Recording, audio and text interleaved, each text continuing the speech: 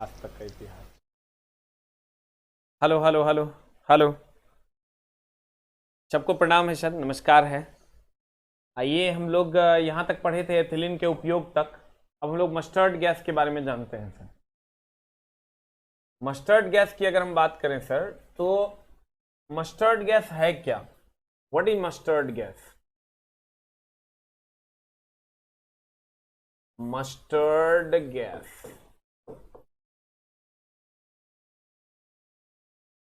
Mustard gas की अगर हम बात करें सर, तो ये सल्फर का यौगिक है। सर प्रथम विश्व युद्ध के समय, प्रथम विश्व युद्ध के समय गैस सर जर्मनी ने इसका उपयोग किया था। प्रथम विश्व युद्ध के समय इससे फफोला उत्पन्न होता है। अगर आप इस गैस को सूंघ लोगे तो फफोला उत्पन्न होगा, मतलब अगर सूंघ लोगे जोर से तो फोका फोका निकल जाएगा, इतना बड़ा बड़ा फोका निकल जाएगा। तो विरोधियों के को मारने के लिए उसने इस गैस का उपयोग किया था प्रथम विश्व युद्ध के समय, और ये फफोला उत्पन्न करता है। क्या उत्पन्न करता है सर? फफोला उत्पन्न करता है। ये सल्फर का यौगिक है, सल्फर का यौगिक है। किसका यौगिक है सर? सल्फर का यौगिक है। ये फफोला उत्पन्न करता है और प्रथम विश्व युद्ध के समय इस गैस का प्रयोग हुआ था। कहते हैं इसकी गंध जो होती है वो सरसों के तेल के समान होती है। इसकी गंध सरसों के तेल के समान होती है। किसके समान होती है सर? इसकी गंध सरसों के तेल के समान होती है। फिर से समझिएगा, मस्टर्ड गैस प्रथम विश्व युद्ध के समय इसका उपयोग हुआ था हथियार के रूप में, जैविक हथियार कहते थे इसको। फफोला उत्पन्न हुआ, सल्फर का यौगिक है, सरसों के तेल के समान इसकी गंध होती है। कहता है, क्या कहता है? कहता है मस्टर्ड गैस एक विषैली गैस है। मस्टर्ड गैस एक विषैली गैस है जिसका उपयोग प्रथम विश्व युद्ध के समय रासायनिक हथियार के रूप में किया गया था। इसकी झाग सरसों के तेल की तरह होती है जो शरीर में फफोला उत्पन्न करती है। फफोला मतलब समझता है, फोका उत्पन्न करता है। मस्टर्ड गैस सल्फर का यौगिक है, यो पूछता है। मस्टर्ड गैस का फॉर्मूला देखो, ये सल्फर, ये फॉर्मूला मत याद रखना, खाली ये याद रखना कि मस्टर्ड गैस किसका यौगिक है? सल्फर का। मस्टर्ड गैस की अगर हम बात करें सर, तो मस्टर्ड गैस किसका यौगिक है? सल्फर का यौगिक है। मस्टर्ड गैस सल्फर का यौगिक है। और ये अगर हम बात करें प्रथम विश्व युद्ध के समय हथियार के रूप में इसका उपयोग हुआ था। फफोला उत्पन्न करता है और इसकी गंध जो होती है, इसकी झाग जो होती है वो सरसों के तेल के समान होती है। अब आते हैं हम सर एल्केन के बाद, एल्कीन के बाद अल्काइन पर। हमने पढ़ा सर एल्केन, एल्केन का फॉर्मूला होता है CnH2n+2। उसके बाद हम लोगों ने पढ़ा अल्काइल, ये होता है CnH2n+1। उसके बाद हम लोगों ने पढ़ा एल्कीन, ये होता है CnH2n। और उसके बाद हम लोगों ने पढ़ा एल्केन, एल्कीन। अब पढ़ेंगे हम लोग एल्काइन। देखिए एल्काइल और अल्काइन अलग है, दोनों अलग अलग है। एल्काइल और एल्काइन अलग है। इसका फॉर्मूला होता है CnH2n-2। इसका फॉर्मूला होता है सर CnH2n-2। ठीक है, अब गौर फरमाइएगा। कहते हैं जब यहां n का मान आप में एल्काइन में जब n का मान 1 रखते हैं तो कोई कंपाउंड नहीं बनता है। n का मान आप 2 रखिए, तब बन जाएगा C2, और 2 दूनी 4 में से 2 गया 2, तो C2H2। नाम तो सुना ही होगा, क्योंकि 2 है तो हो जाएगा इथ, और YNE है तो ये हो जाएगा इथाइन, और इसी को हम कहते हैं एसिटिलीन। इसी को हम क्या कहते हैं सर? एसिटिलीन। देखिए क्योंकि 2 है इसलिए इथ हो गया, और YNE है इसलिए इथाइन हो गया, और इसी को हम एसिटिलीन कहते हैं। इसी को हम क्या कहते हैं सर? एसिटिलीन। अब इसका अगर हम संरचना सूत्र निकालें, यही 3 हो जाएगा तो प्रोपाइन हो जाएगा, 4 हो जाएगा तो ब्यूटाइन हो जाएगा, 5 हो जाएगा तो पेंटाइन हो जाएगा। अगर इसके संरचना सूत्र की बात करें तो इसमें ट्रिपल बॉन्ड होता है। आप कहेगा ये डबल बॉन्ड ट्रिपल बॉन्ड आप जान कैसे लेते हैं सर? तो ये भी आप सब सीख लीजिए, नहीं तो आपके मन में ये सवाल आता होगा। आप क्या कीजिए सर, ऐसे कर दीजिए, जाएगो कार्बन है, 2 कार्बन है, 2 कार्बन लिख दीजिए।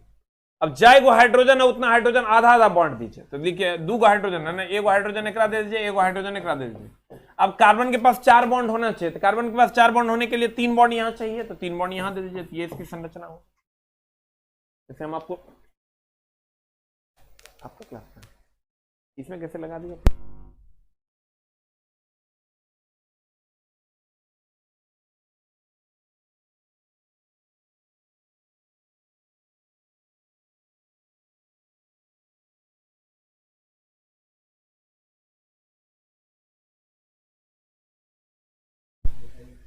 Hello hello hello. अच्छा देखिए सर, ये जो है हम क्लास में ले रहे थे, हमको दिमाग में मेरा चल रहा था कि हाउ ये कैसे हुआ, मेरा तो उसमें होता था क्लास। अगर मान लीजिए C2H4 है, C2H4 की अगर हम बात करें तो पहले तुमको ये संरचना लिखाएगा कैसे। जाएगो कार्बन है, उतना कार्बन लिख दो, ये लो लिख लिए। जाएगो कार्बन है, उतना कार्बन लिख दो, चलो लिख दिए।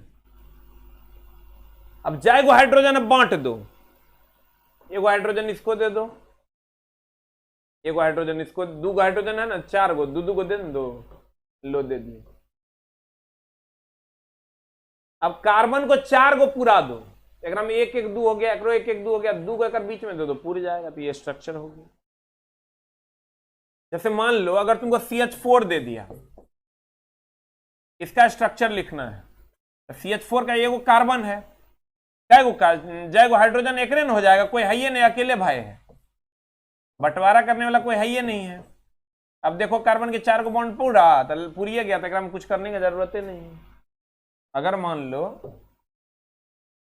कि तुमको C2H6 दे दिया, तो तुम 2 कार्बन लिख दो, H 6 गो है, तो 6 गो H 6 गुण है, तो 3 को बांट दो, 3 को बांट दो, बांट दिया। अब देख लो 3 को बॉन्ड हो ही गया, 3 को बॉन्ड हो गया, इसका मतलब 1 को बॉन्ड यहां देंगे तो काम हो जाएगा, तो स्ट्रक्चर हो गया C2H6 का। अगर मान लो C4H10 है, अरे तरफ सिखा रहे हैं ना, तुम लोग मने मन कहता हो मास्टरवाद लिख लेता है, हम कैसे लिखेंगे। तो देखो C4H10 है, 4 को C ले लो, ले लिया। अब जब 4 को C ले लोगे तो तुमको ये गौर से देखना है कि कार्बन कार्बन के बीच सिंगल बॉन्ड तो फिक्स है, होबे करेगा, तब ना ये जुड़ेगा। अब H है 10 गो, तो 10 गो में तुम बराबर बराबर आधा आधा बॉन्ड दो। पहले सबसे कॉर्नर कार्बन को 3 गो दे दो, क्योंकि इसको 3 गो चाहिए। तुम कहोगे हम इसको 3 गो देंगे, तो 3 गो लेगा तब ना, 3 गो ले, 1 1 2 गो बॉन्ड एक ऑलरेडी बनल है, 2 को खाएगा, एक औकाते है 4 को खाने का। एक पास 2 गो बॉन्ड ऑलरेडी बनल है, 2 को खाएगा ही। एक पास 1 गो बॉन्ड बनल है, 3 को खाएगा ही। तो 3 को एकरा खिला दो, 2 को एकरा खिला दो, 5 गो है, 2 को इहो खाएगा, 7 गो, 3 को एकरा खिला दो, 10 गो हो जातो।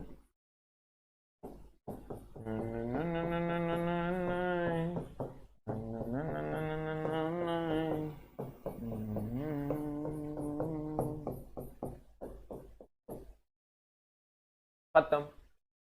तुम एकरा 3 को दे नहीं सकते, दोनों तरफ कार्बन से जुड़ा हुआ है। अब देखो राज, हम यह सिखाते हैं, तो बड़ा कोकियाते रहता है। अगर मैं कहूं मुझे तुमसे मोहब्बत है, जैसे तुम ले लो C2H5,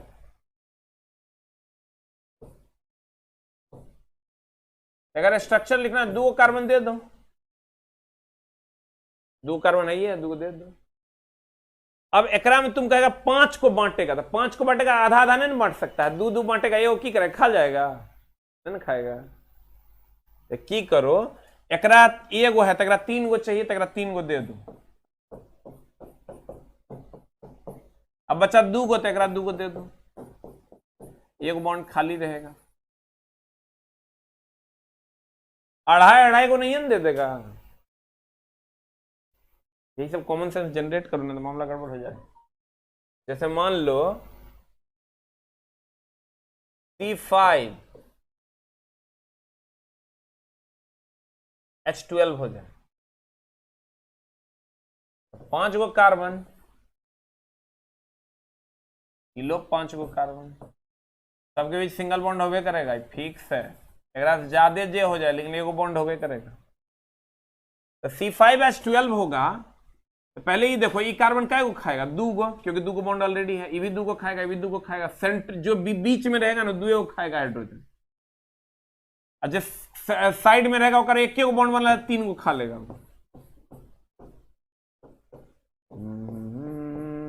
3 गो एकरा खिला दो, एक औकाते 2 गो खाने का, 2 गो एकरा खिला दो, 2 गो एकरा खिला दो, 2 गो एकरा खिला दो, ये 3 गो खा लेगा, 3 गो खिला दो, you will get the answer. करें, अब लिख लेगा। मान लो अगर C2H2 है, फिर से हम बताते हैं, तो 2 गो कार्बन है ना, 2 कार्बन लिख दो, ये वो सिंगल बॉन्ड बनवे करेगा, H 2 गो है, एक गो बॉन्ड दो, तब देखो एक एक 2 गो बॉन्ड बना है ना, तो अगर बीच में 2 गो बॉन्ड और बना दो तब ना 4 गो होगा कार्बन के। यही प्रैक्टिस करने का चीज है जानू, न तो हो जाए तो गड़बड़। न तो कहीं मास्टर तो लिख लेता, हम की करेंगे।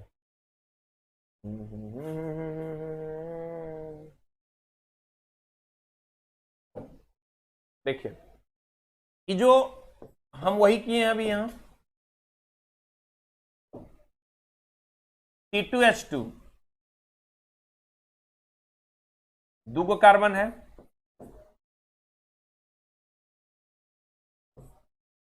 दोनों को बांट दिया 2 गो हाइड्रोजन। अब एक एक एक 2 बॉन्ड हुआ, 2 गो बॉन्ड और बन गया, एगो सिग्मा है, एगो सिग्मा है, बाद बाकी पाई है, ये भी पाई है, ये भी सिग्मा है, 1 2 3 सिग्मा, यानी सिग्मा बॉन्ड की संख्या की अगर हम बात करें तो 1 2 3।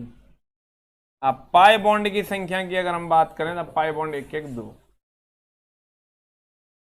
सिग्मा बॉन्ड की संख्या की अगर हम बात करें तो 1 2 3, अब पाई बॉन्ड की संख्या की बात करें तो 2।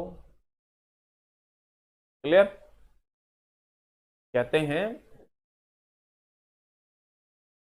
मेरी आवाज नहीं आ रही है, मारेंगे इतना मार के।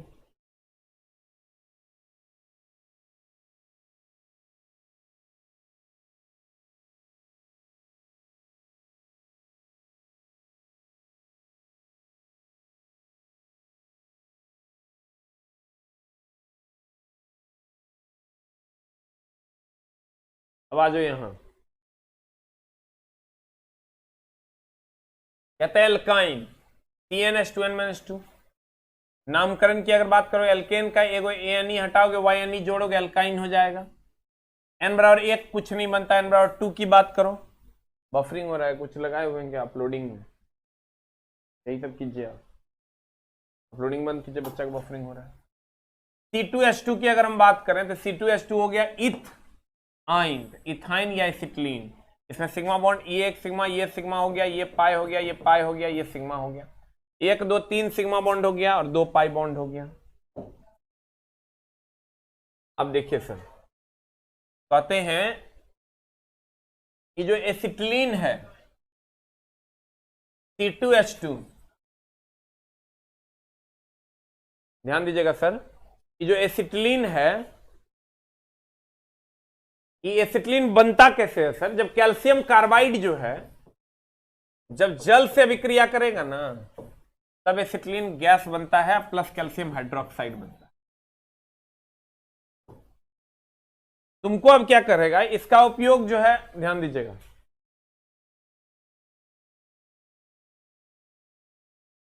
ये जो है सर एसिटिलीन,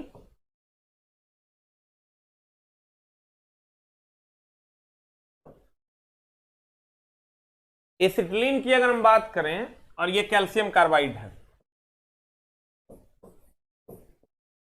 कभी कभी क्या करता है सर, ये कैल्शियम कार्बाइड के बारे में अगर आप नहीं जानते तो जान लीजिए, एसिटिलीन का उपयोग फलों को कृत्रिम रूप से पकाने के लिए किया जाता है। प्राकृतिक रूप से तो हम कल बताए थे एथिलीन, फलों को कृत्रिम रूप से जो कार्बाइड डालते हैं, हमने कहा था कार्बेट डाल दिए, कार्बेट नहीं डाले आप, कैल्शियम कार्बाइड डालते हैं फलों को कृत्रिम रूप से पकाने के लिए। फलों को कृत्रिम रूप से पकाने के लिए हम लोग कैल्शियम कार्बाइड का उपयोग करते हैं। देखिए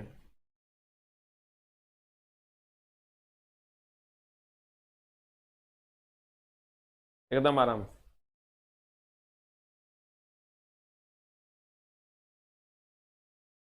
एकदम आराम से, बी कंफर्टेबल। देखिए अगर हम कैल्शियम कार्बाइड की बात करें, यह जल से अभिक्रिया करता है, एसिटिलीन गैस देता है और फलों को कृत्रिम रूप से पकाने में इसका उपयोग करते हैं। कभी कभी क्या करता है सर कि आपको कहेगा फलों को कृत्रिम रूप से पकाया जाता है, ऑप्शन में एसिटिलीन नहीं देके कैल्शियम कार्बाइड दे देता है, तो वो आंसर सही है।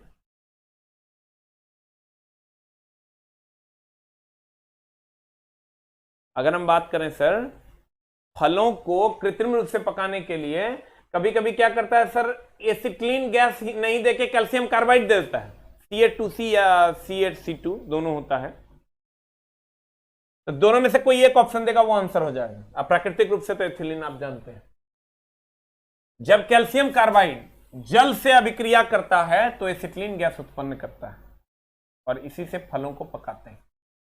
एसिटिलीन का उपयोग नियोप्रीन नामक कृत्रिम रबर बनाने में हम लोग एसिटिलीन का उपयोग करते हैं। निश्चेतक बेहोशी की दवा में, फलों, ई सबने पूछेगा, ई पूछेगा, फलों को कृत्रिम रूप से पकाने में इसका उपयोग करते हैं और कपूर बनाने में भी इसका उपयोग करते हैं।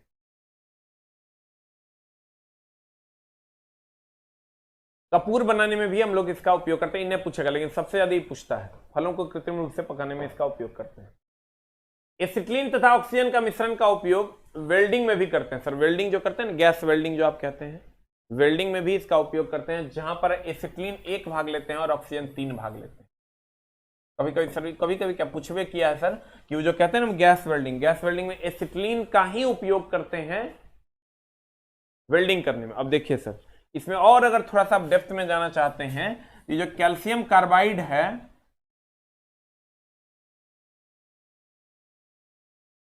ये जो कैल्शियम कार्बाइड है, ये जब जल से विक्रिया करता है तब आपको देता है C2H2 अब plus calcium hydroxide. Sir calcium carbide आता कहां से है? ये सर हड्डियों के चूर्ण से आता है, हड्डियों के चूर्ण से आता है कैल्शियम कार्बाइड। और कैल्शियम कार्बाइड को जब गर्म करते हैं तो ये जल से विक्रिया करता है तो एसिटिलीन गैस देता है।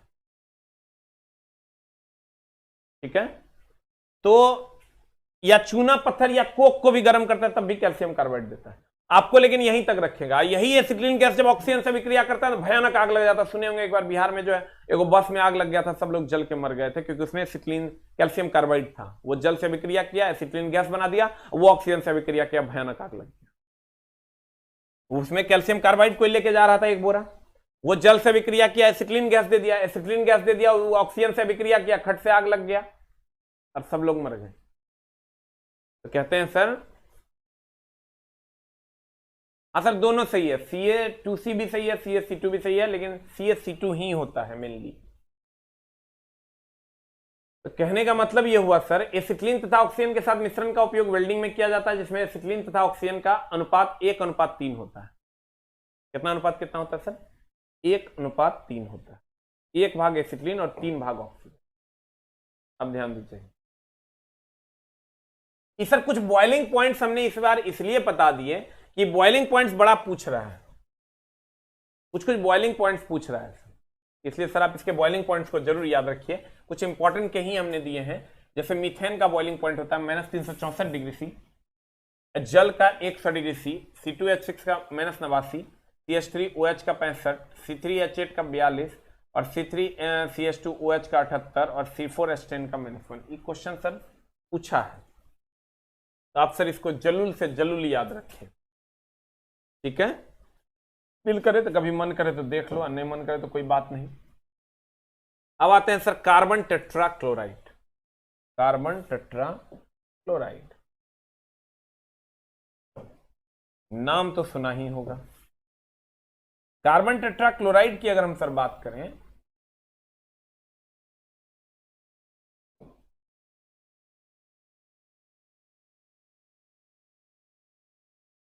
अगर हम sir carbon tetrachloride that is CCl4 की बात करें, इसको पायरीन के नाम से भी जानते हैं। और सबसे इंपॉर्टेंट इसका उपयोग क्या है सर? बिजली से लगी आग बुझाने। बिजली से लगी आग बुझाने में इसका उपयोग करते हैं। वैसे आग बुझाने में कार्बन डाइऑक्साइड का उपयोग करते हैं, जो सोडियम हाइड्रोजन सल्फेट और सल्फ्यूरिक एसिड को मिलाकर बनता है। बट बिजली से लगी आग बुझाने में हम लोग कार्बन टेट्राक्लोराइड का उपयोग करते हैं।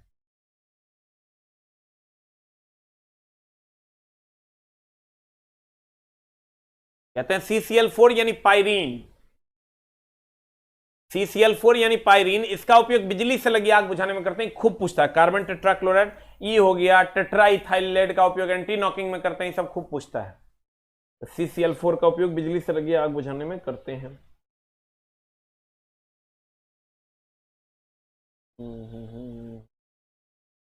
कहते हैं कार्बन टेट्राक्लोराइड CCl4, इसे पायरीन के नाम से भी जाना जाता है। इसका उपयोग बिजली से लगी आग बुझाने में किया जाता है। अब यहां आते हैं सर अभिक्रियाशील, ध्यान दीजिएगा।